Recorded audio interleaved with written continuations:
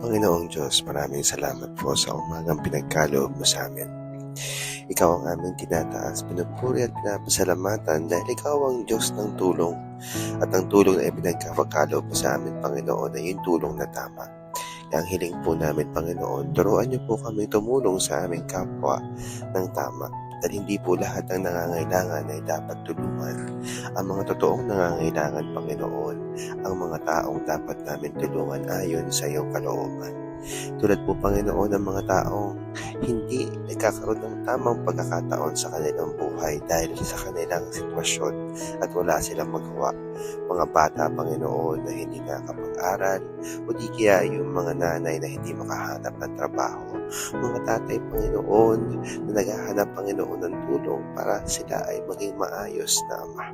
Turuan niyo po kami tumulong ng tama sa ngalan ni Jesus. Amen.